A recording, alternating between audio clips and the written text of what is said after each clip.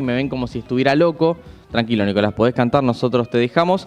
Ahora vamos a hablar y tenemos un invitado a esta hora en El Piso. Nos pueden ver en YouTube como APP Bahía o como siempre en la radio, en la FM 88.7. Está Carlos Quiroga de la Defensoría del Pueblo de la región, en la sexta sección, en la provincia de Buenos Aires. Carlos, buenos días, gracias por venir. Hola, buen día. No, por favor, gracias por la invitación, es un gusto estar acá. Carlos, recurrentemente te venimos escribiendo y te venimos consultando por la situación de las tarifas. Ahora viene el invierno, venimos hablando también de la tarifa de la luz. Y hace un par de programas charlábamos sobre un nuevo esquema que se está oficializando, por lo menos se estaría formalizando para establecer cómo van a ser los aumentos. La última vez que hablamos decíamos que se había ya hecho de facto una cuestión de establecer en base al precio del dólar el costo de la tarifa para los usuarios. ¿El nuevo esquema dejaría eso ya definitivamente establecido? ¿Qué es lo que se sabe de las audiencias públicas? Sí, las audiencias públicas son una mera puesta en escena para cubrir una cuestión formal, digamos, pero que no tienen ningún tipo de consecuencia efectiva para procurar, digamos, poner un freno. La audiencia pública se va con un planteo de algo ya establecido, ya definido y que se mantendrá, más allá de los argumentos que se puedan exponer en contra. Lo que hay es una política sumamente abusiva en materia tarifaria. Efectivamente, la dolarización se ha consumado. Es además una exigencia del Fondo Monetario Internacional también. Digamos, acá se está vulnerando en principio una obligación constitucional que tiene el Estado, tanto en la nación como en la provincia, de proteger los intereses económicos en las relaciones de consumo. Y acá hay una vulneración manifiesta, evidente. Digamos, no hay un acceso igualitario a los servicios públicos indispensables. No hay un sistema de tarifas justas y razonables en consonancia con el nivel de ingresos de la población a la cual se va a servir. Entonces, lo que hace es que a la gente se la empobrece, digamos. En la medida en que haya que destinar cada vez más recursos de los ingresos magros para muchos sectores para pagar los servicios indispensables, pues se deja de gastar en otras cuestiones que tienen que ver con la calidad de vida, con el confort, con una mejora en su situación cotidiana. Un dato relevante es este que se midió en la última medición, es de diciembre del 24. Un salario promedio registrado debió destinar el 11,9% del total a pagar los servicios de luz, gas y transporte, cuando un año atrás, en diciembre del 23, era un 5,9%.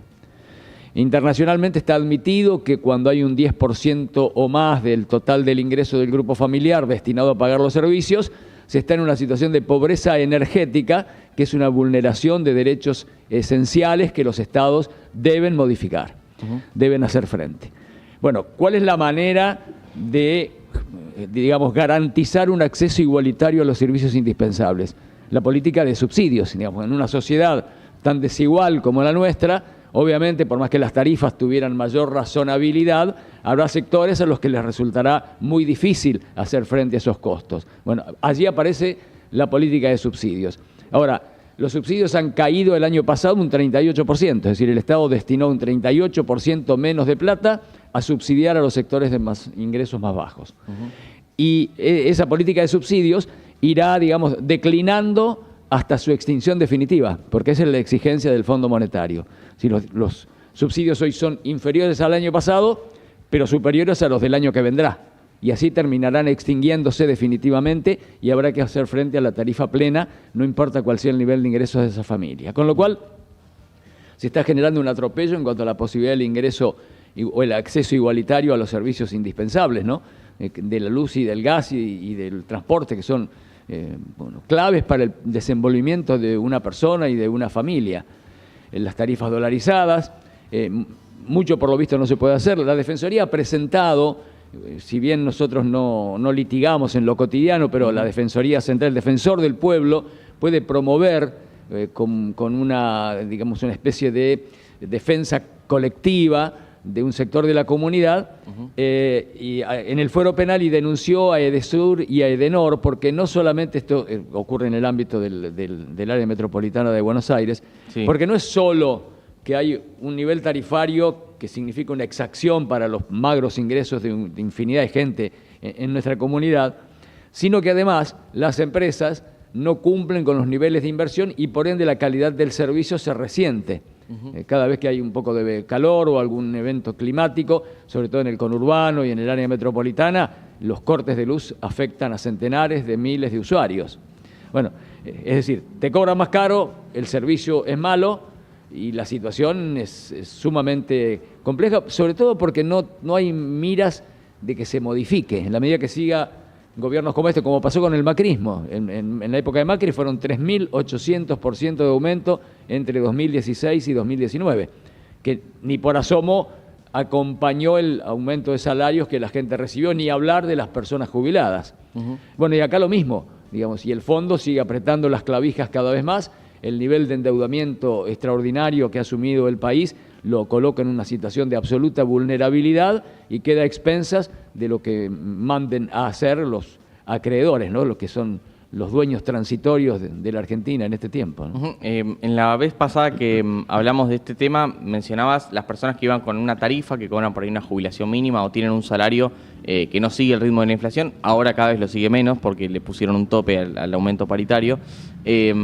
¿Qué efecto real está teniendo la segmentación que se empezó a implementar en el gobierno anterior y que ahora, como decía, se le van retirando subsidios a las capas medias y a las personas que están en mayor vulnerabilidad? Es realmente muy escaso el impacto positivo. Si bien nosotros, digamos, como defensoría, en las defensorías que hay aquí en la sexta sección, Bahía Blanca, Punta Alta, Torkins, Pigüé, Coronel Suárez, hemos abierto también en Coronel Pringles, Coronel Dorrego, Villarino, y estamos a punto de abrir en General La Madrid y en Deró. Lo que podemos hacer ahí es, cuando el usuario se apersona con la tarifa del servicio, verificar que esté de acuerdo a derecho, que no haya ningún cobro irregular, ningún cobro que no esté justificado de acuerdo a los pliegos, pero no más que eso. La gente tenía una confianza exagerada y una expectativa en cuanto al impacto del subsidio. Y la verdad, el subsidio es muy chiquito, cada vez es más pequeño. Entonces hay familias electrointensivas, porque, por ejemplo, porque no tienen servicio de gas, ¿no? Entonces, sí, que suelen ser las familias de ingresos más escasos. Bueno, a esas familias se les subsidia apenas los primeros 300 kilovatios hora y están consumiendo en los inviernos entre 900, 1000 kilovatios. Entonces, cuando van a ver en la conformación de la factura, el subsidio tiene un impacto simbólico. Tiene una factura tal vez de 150, 200 mil pesos y el subsidio son 14.000. Y ya venía achicándose y se va a achicar aún más y va a desaparecer. Entonces la desesperación de la gente es cómo hace para hacerle frente a esa factura. Y ya ahí es una respuesta que nosotros estamos imposibilitados de dar, ¿no? Y en este sentido, digo, en algún momento, como decías, durante el macrismo hubo un aumento muy fuerte y se frenaron y también se puso a consideración, o por lo menos dependiente de la realización de la audiencia pública, no así de tomar medidas en base a lo que en esa audiencia pública seguía, como dijimos al principio. Sí, además, hoy no existe, o sea, no existe judicialmente un freno a eso. Hubo ahí, digamos, una presentación judicial del CEPIS, una presentación colectiva de un organismo que estudia cuestiones de energía con sede en La Plata, que logró que la Corte pusiera un freno en su momento, pero se había llegado a niveles por ahí superiores todavía a los que se están padeciendo hoy. Lo que pasa es que se da además en un marco de un empobrecimiento mucho más rápido de las capas medias y de los sectores populares. Por ahí, después hasta 2015, la gente vivía de otra manera. Cuando empieza el macrismo, empiezan con aplicar tarifazos dolarizados, todavía había margen, todavía había resto, todavía había paritarias que iban más o menos acompañando y a veces hasta por encima de una inflación que es cierto, era muy alta, pero que más o menos se iba compensando. Y después vino la decadencia, después se sumó la pandemia, se sumó un gobierno lleno de errores, se sumó una situación internacional compleja y todo lo demás, y ni hablar de lo que pasó a partir de 2024.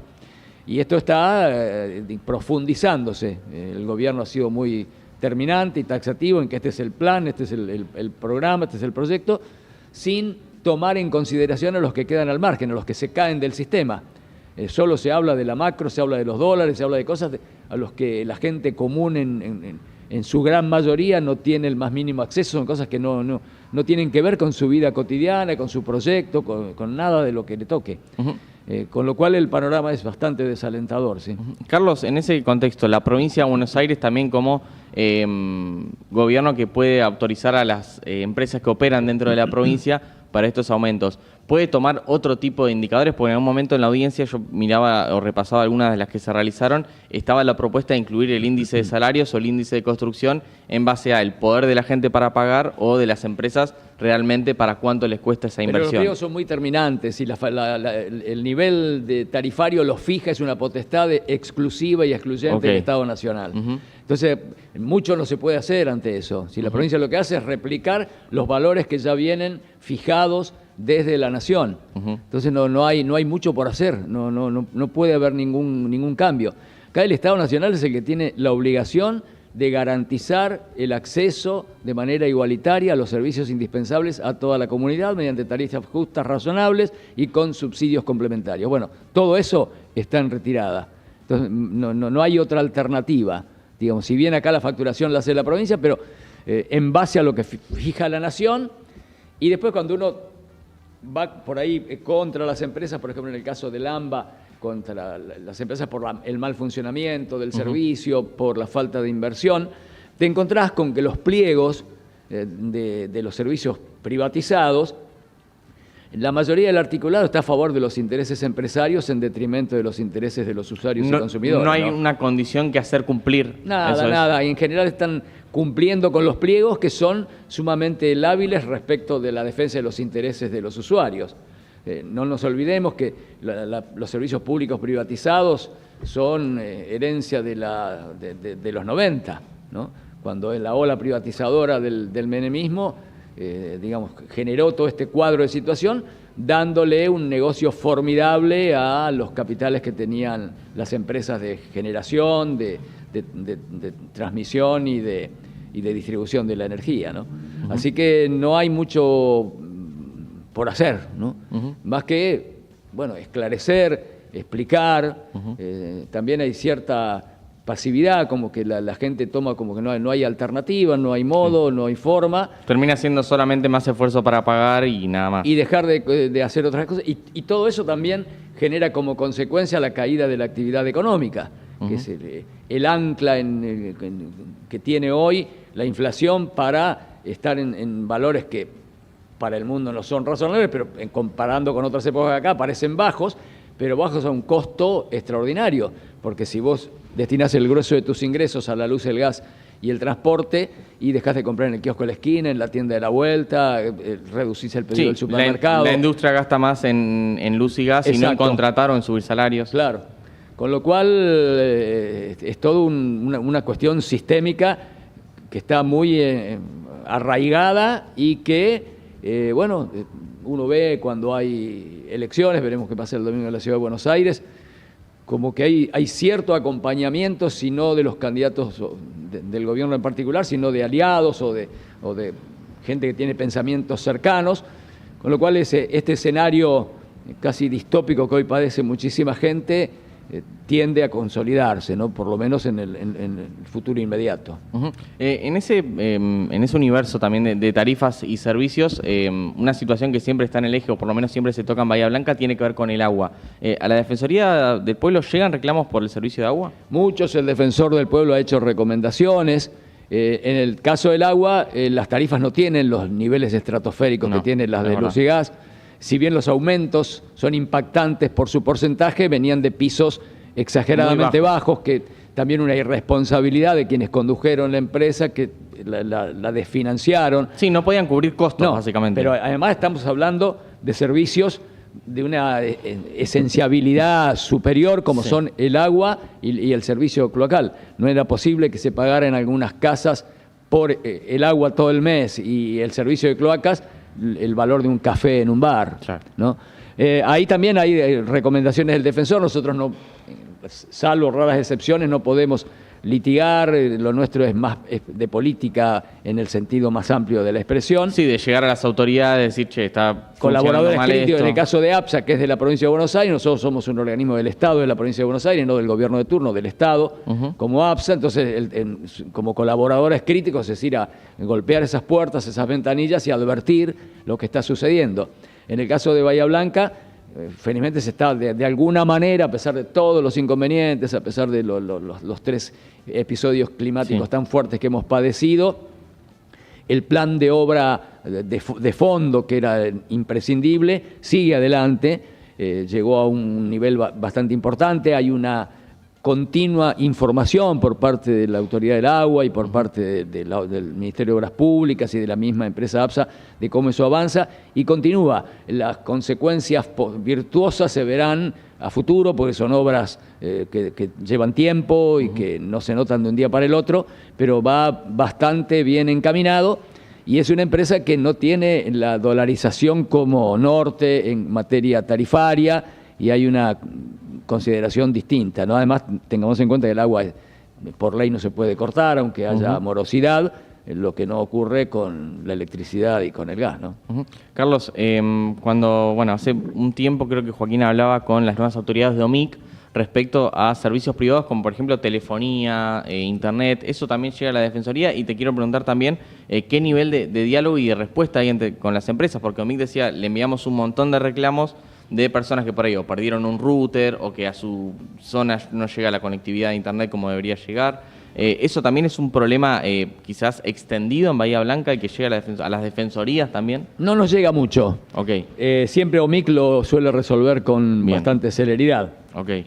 Nosotros recuerdo haber intervenido, por ejemplo, una localidad del distrito de General La Madrid que se llama Líbano, tienen 2G, entonces estaban demandando una mejora del servicio porque la gente que vive en el campo, que es una explotación agropecuaria, requieren de una conectividad mucho más efectiva.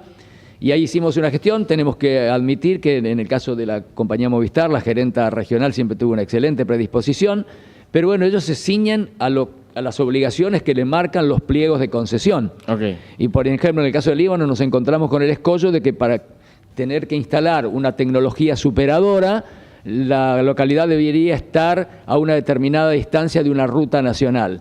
Y por 2 o 3 kilómetros no medía, no calificaba y en consecuencia no estaba obligada la empresa a brindar allí una tecnología de 3 o 4G, con lo cual se quedaron con el servicio precario que tenían. ¿No?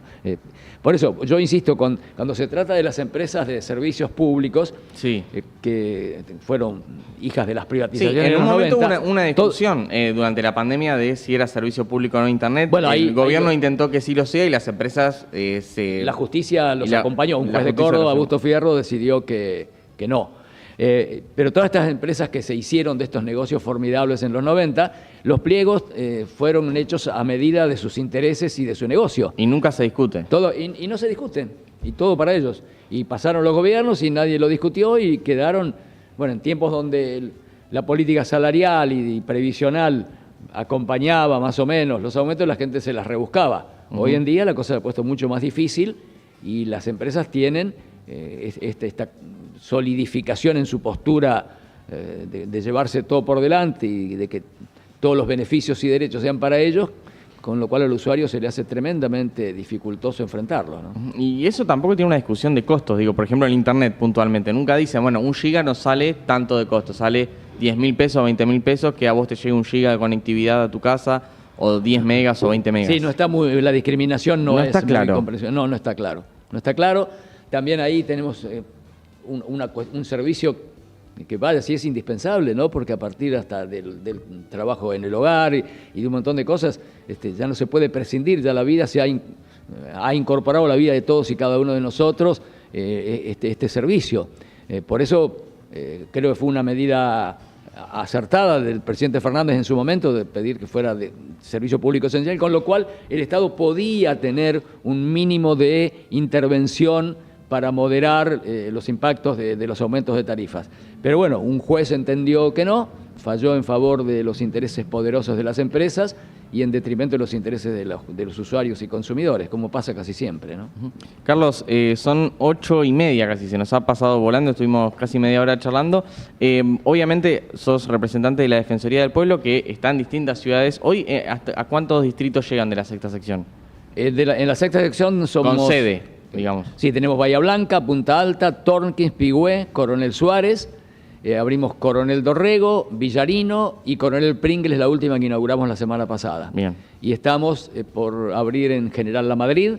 Ya estuve allí el otro día, ya está el local alquilado, ya está designada la delegada. Y ahora el viernes vamos a Deró, donde posiblemente el mes que viene también comience a funcionar una delegación de la Defensoría. Y después tenemos una especie de delegación itinerante, virtual, digamos, donde en el resto de los distritos de la Sexta tienen nuestro contacto, que es coordinación.sexta@defensoría.org.ar, y nos plantean los casos, los temas, quejas o requerimientos, y nuestro equipo se encarga de facilitar primero la primera atención que hace la Defensoría, que es la escucha calificada, sin límite de tiempo, la detección del origen del problema y el acompañamiento en la gestión en procura de resolverlo o, de no ser posible, por lo menos encontrar una explicación razonable que le permita al ciudadano o a la ciudadana cerrar esa carpeta y seguir con su vida normalmente, ¿no? Creo que la mayor virtud de la Defensoría radica en el primer paso, ¿no? En el primer escalón, que es la escucha. Y la gente llega a la Defensoría medio cuando ya ha rebotado en un montón de lados, cuando ya no sabe para dónde rumbear, va a la Defensoría. A diferencia de compañeros y compañeras de ANSES o de PAMI, que tienen atestada de gente en la oficina, que no pueden dedicarle demasiado tiempo a nadie en particular, porque si no es imposible atender la demanda. Nosotros tenemos un equipo entrenado para esa modalidad de trabajo y una casuística numerosa, que sin ir más lejos, el mes pasado acá en Bahía Blanca hubo 263 presentaciones de todo tipo. Pero igual es un número que nosotros podemos satisfacer esa demanda sin problemas, y la virtud está en que el agente de la Defensoría tiene tiempo para escuchar, digamos. Si la persona para contar su problema necesita 10 minutos, serán 10 minutos. Si necesita una hora, será una hora. Nadie nos molesta, nadie es un plomo, nadie fastidia. Son ciudadanos y ciudadanas que van a contar la vulneración de derechos que están padeciendo, y tenemos la obligación de escucharlos, detectar después qué caso es, a dónde dirigirse y empezar ese acompañamiento con devolución permanente a la persona afectada a través del teléfono. Hoy hicimos tal cosa, mañana tal otra, nos queda una reunión con fulano y a ver si encontramos la vuelta y lo podemos resolver, y así se va avanzando hasta una resolución que el defensor nos pide que sea lo más rápido posible. Cuando una persona tiene un problema de afectación de derechos, hay que terminarlo cuanto antes. Y bueno, eso es lo que procuramos hacer, en poco tiempo poder terminarlo. Carlos, acá en Bahía Blanca cambiaron la sede hace poquito. Estamos desde el mes pasado en Estomba 724, piso 12. Compartimos oficinas con el IPS, que era acá vecino de ustedes. Sí. Hasta hace poco tiempo, hasta el temporal. Sí. Después del temporal quedaron inutilizadas las instalaciones, y ahí es un piso grande, el piso 12 de Estomba 724, casi Goldich. Así que ahí compartimos con ellos. Por ahí mucha gente tenía muy, digamos, internalizada la dirección anterior de Salta 350, esquina Nicaragua, donde estuvimos de la fundación de la delegación acá en 2012, pero bueno, ahora de a poquito se van acostumbrando. De hecho, 263 casos, muchos llegaron a través del WhatsApp, pero muchísimos, la mayoría en forma personal, presencial. También la Defensoría, y esto pasa en todas las delegaciones, tienen mucha actividad territorial. Acá en Bahía Blanca, durante todo el año pasado y en lo que va este año, todos los viernes estamos en algún barrio, en alguna localidad del distrito, en Cabildo, en Cerny, en White, y si no, en asociación con clubes de barrio, con centros de jubilados, con sociedades de fomento. Vamos un día de actividad al barrio y le evitamos a la gente tener que venir al centro, y nos ponemos a disposición para escucharlos. Carlos, muchísimas gracias por favor, tomarte un rato para venir acá al charlario, y obviamente cualquier otra novedad que surja de las tarifas, esperemos que sea algún tipo, no sé, de medida judicial o de actividad política de dirigentes que también puedan por lo menos tener una propuesta alternativa a este tipo de aumentos sin cesar que está viviendo la población. Bueno, y para lo que sea, está a disposición, y recalcar una vez más, si me permitís, que el vecino y la vecina sepa que todo aquel problema que no sabe para puede qué lado, la puerta. Ahí nosotros tenemos una incumbencia casi infinita, digamos. No quiere decir que, digamos, de hecho, no somos los generadores de los problemas. No lo podés resolver, tampoco pero por ahí le podés decir a dónde ir. Pero ayudamos, la Defensoría tiene su prestigio, no hay interlocutor que nos niegue la posibilidad de plantear el problema y buscar una solución, así que tenemos un nivel de efectividad felizmente bastante alto, y donde no se pueda resolver, también el hecho de explicarle a la persona afectada por qué le pasó lo que le pasó y en fin, y cómo afrontarlo, si no tiene solución, al menos la explicación razonable también ayuda a aplacar un poco los ánimos y poder seguir. 8 horas 32 minutos, hasta allí Carlos Quiroga de la Defensoría del Pueblo en toda la sexta sección. Nosotros ahora escuchamos algo de música, ¿te parece, Mati? Va subiendo un poquito la